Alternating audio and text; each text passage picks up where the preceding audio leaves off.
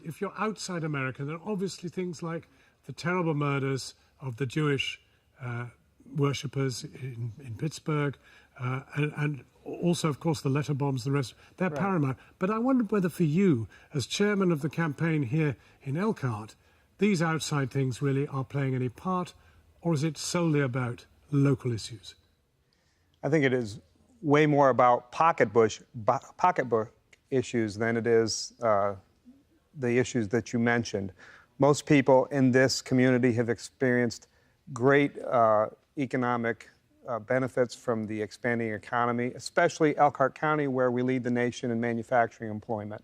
And it's obviously been a fantastic upturn, and therefore, is that a problem for you? I mean, if things are going well here economically, why change horses? Well, I guess what I would say to that is, I think we have to point out that, number one, in 2016, when President Trump came into office, he inherited a healthy economy. Now, this wasn't an economy that was in a recession or on an abyss. This was an economy that had six straight years of economic growth under President Obama.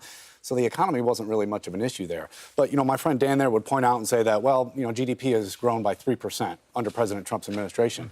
And I would agree, and I would say that that is phenomenal. But the big problem with that is people aren't seeing the difference in that in their pocketbook or on those issues that matter to them most. They're not, that's not helping them get access to health care. They're not seeing an increase in wages because of that. It's not helping send their kids to school. It's not helping improve their public education systems. And I think that's really what voters are looking at. I think it still is about the economy, but I think it's in a lot different of a sense now. Well, Quintero, you're in the health area and you're looking after Latino and very much sort of the minority health services. And I'm wondering, for you, is healthcare the absolutely determining issue? I would say that is one of the main considerations that will have in the moment to vote. It is clear that it is not the right healthcare that any citizen deserve just for being a citizen. So it will be one of the topics that I will be looking carefully. Liliana, I got your name wrong, actually. I'm sorry about that. Yeah, but I wanted to ask you, Mike, I mean, I get the impression you're a Republican, but not a Trumpist. Well, that would be accurate. It's pretty well known in this community. I really wasn't enamored with Mr. Trump even during the primary campaign. I have an agricultural background and spent a lot of time with ag organizations working for free trade and open trade in a global market. So what's your Trump problem? Well, my Trump problem is even early in the campaign, he's very clear about his trade policies, which I thought were against free market and open market policies. So that was a problem for me initially. Well, what about you, Kelly? Because I think you're also worried about Mr. Trump, but from a slightly different axis. Do you feel things are getting bitter and out of hand? Well, yes. I've had to become an activist and more politically involved since the election of Donald Trump, because I feel like our American values are being sold out, and that we're becoming fascist, we're becoming xenophobic. Not that these issues exist in our country, but now it's in the White House, and it's devastating for me. Well, Linda, I was out canvassing with you yesterday, and it was a rather mellow experience, although we did run into somebody who was not quite as enthusiastic about Mr. Trump as he was about republicanism. And I just wondered, when I asked you on the path there yesterday by the lake, I said, well, now, do some people like and some people hate Mr. Trump? You admitted that it was quite a sort of even split. That's correct. We've knocked on over 6,000 doors, and it is very split on how they feel about him. But the one thing that they can't argue with is the economy and the fact that they've cut taxes and he's rolled back regulations, and people are happy about that. But yes, you're right. It is very split. Mark, the thing which you have a problem trying to deal with as Republicans is trying to get a senator out who's been very deft at kind of pretending he is a bit of a Republican. I mean, he's a bit soft, you know. I mean, he's hardly a hardline Democrat. Joe Donnelly is quite a survivor. I don't think you're going to tip him out, are you? So the role I play, I stay very nonpartisan. I'm a big believer in the Elkhart County economy and this region as a whole. I may agree with our friends from St. Joe County. Elkhart County was just recently reported as having the highest wage growth in the nation as a percentage. Bureau of Labor Statistics came out with that, our 2017 growth. Things are happening in this region, and things are happening really well. Was the economy good ahead of time? I'll let these folks debate that. So will you vote But the for the economy incumbent is- senator then? No, I can't really reveal that. I play a very nonpartisan role. Economic development is nonpartisan. We talk in this community, we talk with our friends to the west, that we're nonpartisan. We believe in our community first. Well, can I push you, Dallas, because it is a slight problem that he's not so determinedly Democrat in that kind of way that you like to attack as Republicans. He's a bit of a softie. You're talking about Donnelly. I am.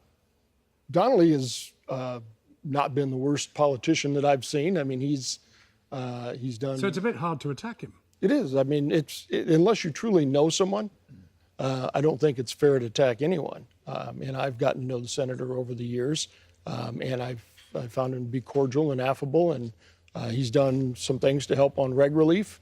Whether his party will go as far as we would like in some of the regulatory relief areas, I don't know that that's the case. I can say that, to Mark's point, that being an employer, one of our biggest challenges right now are finding people to employ because the unemployment rate is so low and our wages are growing very quickly. That brings us very neatly to the caravan. After all, if you haven't got enough people to fill the jobs, even you would have to admit, Dan, that you're going to have to bring some people in, and some of those people might be immigrants. That's correct. And I think every American generally would appreciate and understands the value of immigration. It's the issue of whether it's legally done. This problem has been going on for 30 or 40 years. It's because typical politicians like Joe Donnelly don't ever really attack the issue. Then it gets so divisive that solutions, bipartisan solutions, are nearly impossible. So, a wall to stop illegal immigration plus more legal would probably be a solution. That brings us very neatly, Arvis, to the caravan, because the truth is these Honduran refugees, and that's what they are, they're fleeing tyranny in Honduras, are in a situation where they cannot apply for any kind of entry into the United States without coming to the United States. So here we have a complete conundrum. I think really, again, and I think this is a lot of the issues in politics, right? It's a process problem. And we've got an issue where we have people that are wanting to come to the country, and our process is cumbersome in doing that. So the amount of time it takes to get into the country legally, and once you get here legally, the amount of money it costs someone that's here to become here permanently is extreme. So it's very difficult, and it becomes a process problem. I would think all of us would probably agree that in all of the politics, part of the issue is we need politicians and our elected officials to make decisions so we know how to move. Well, but this is then, Professor, a completely odd thing. You make a great fuss about something which is actually a process issue. These people are genuinely fleeing a bad situation in Honduras. There may be people who've joined them and perhaps aren't in that situation, but in the main, that's who they are. That's exactly right, and this is typical of American history, that at times we embrace immigrants. In fact, immigrants are a primary contributor to the economic growth that has happened here in Elkhart County, specifically in the RV industry. It is well known, it is well accepted, it is well embraced. However, it is the same Republican Party leadership in the Senate and in the House that has prevented the serious consideration of any bipartisan legislation to try to address the serious partisan process issues and other issues that exist. Well, Pastor, you run a bipartisan church. They even talk about it being the purple church, a mix of blue and red, which is, of course, what the two parties are mixed of. So how do you see the solution to this extraordinarily divisive issue? To my mind, this is very clear. I mean, there's some places in the Bible that are not clear, but when it comes to immigration, in the Old Testament, the New Testament, it is always about you measure the morality of a society by how it treats the stranger. And that has been part of the DNA of our faith for 2,000 years. And so right now, when I see a caravan of 3,000 raggle-taggled people fleeing gang violence in Honduras and Guatemala, and there is language like this is an assault, there's language that leads to violence towards them, I say we do not have a moral voice in the White House right now. Well, Dallas, I'm therefore bound to ask you, if in fact your plants need workers, and there are people wishing to apply for asylum here who might be those workers, why is there this bitter, ferocious language? And is it something of which you, as a Republican, approve? Well, I'm a conservative, not necessarily Republican, but I will say that immigration is imperative. We need more people to immigrate into the United States. However, you can't be a sovereign country without sovereign borders. Our problem is that the House, the Senate, and the White House need to get together in both parties and allow more immigrants to legally immigrate into America.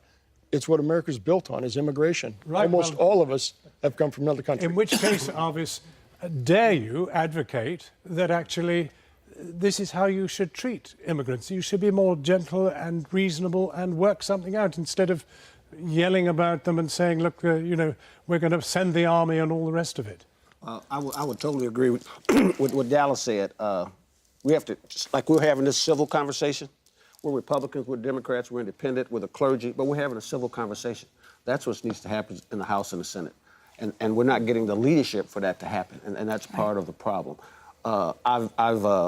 From President Eisenhower to President Trump, I've expected a certain class to come with being the president. I expect presidential.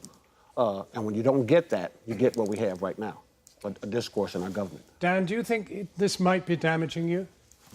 Or do you think it's playing well? The question of the caravan, which Mr. Trump's made an enormous amount of. Again, I think that the economy is the #1 issue on people's minds. Immigration concerns people in the immigrant community greatly, and I understand that.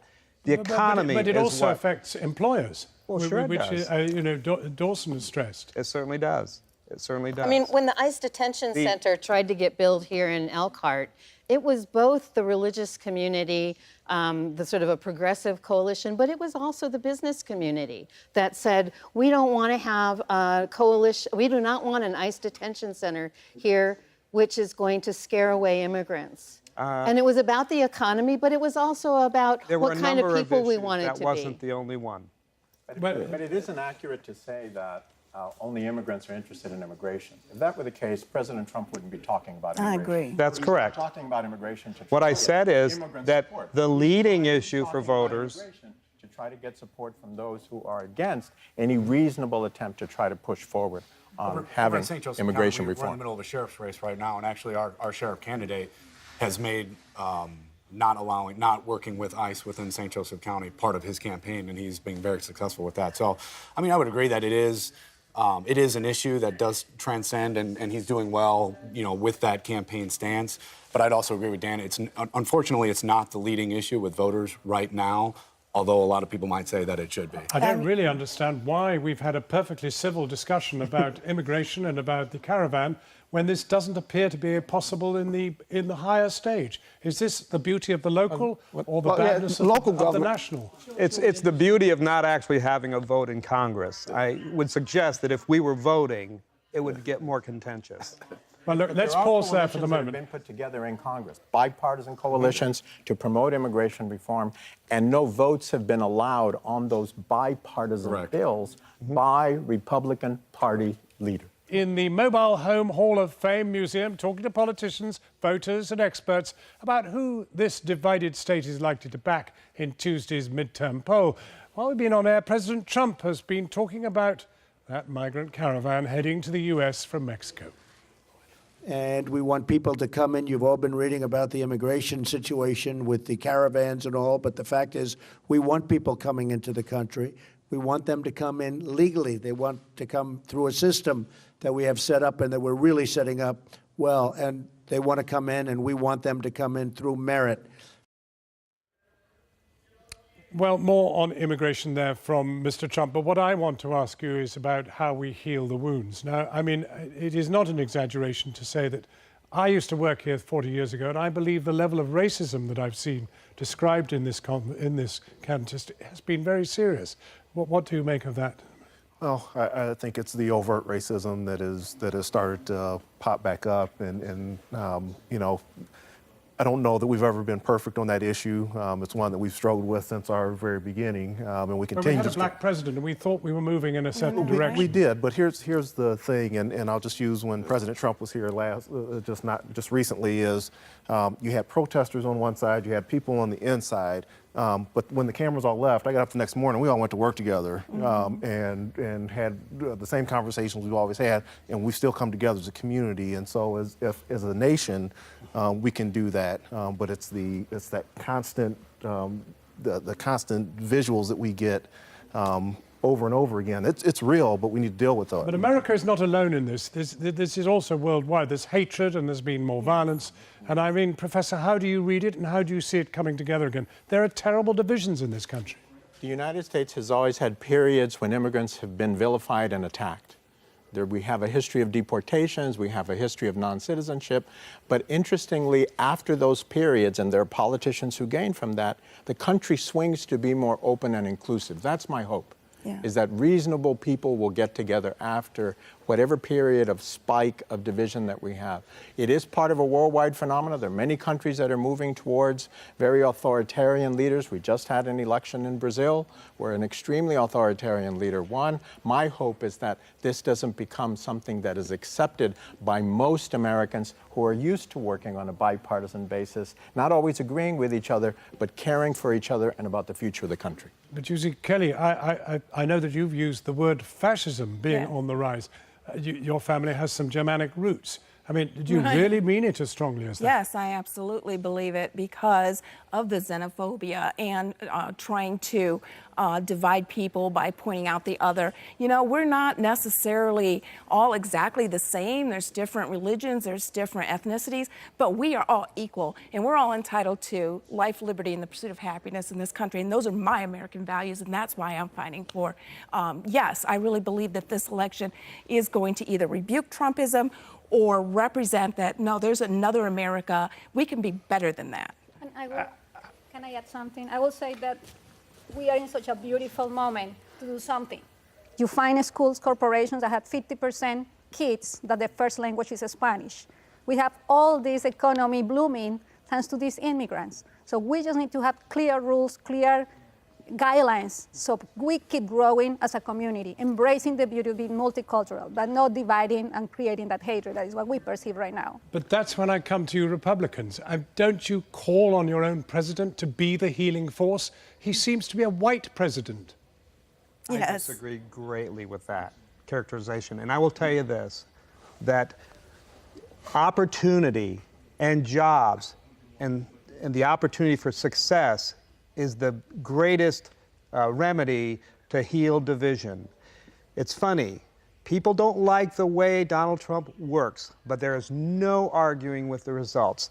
Black unemployment is as low as it has ever been. Hispanic unemployment is as low as it's ever been. But I'm still pressing the question. Linda, for example, could he do more to heal this nation? Well, I think everybody can do more. Mark, what you just... Even this panel, as we're sitting here, you've got the left over there, you've got the right over here. Arvis, would you switch seats with me? Because this is how we do things. And I'd sit with Mike, yeah. would you mind, my friend? But do I? So I need to sit next to you. Okay, but this is Now, what have we to change achieved? your mind. Tell me what we've achieved. Tell me what we've achieved. We always, local government is closest to the people. I got to see Mike 3 or 4 times a week. You know, I don't see my congresswoman, I don't see my senator. I see him when I see him. We have to live together. That's the difference. But I do believe that the leader of the greatest country in the world has to send a message of cohesiveness. Yes. And as a person of color, I don't get that. The covert racism has come about. Well, and it's been made acceptable, and that's not. I wish more people could have seen what in America could have seen what we've said here today. I mean, that's a wonderful message to put forward. Thank you very much indeed.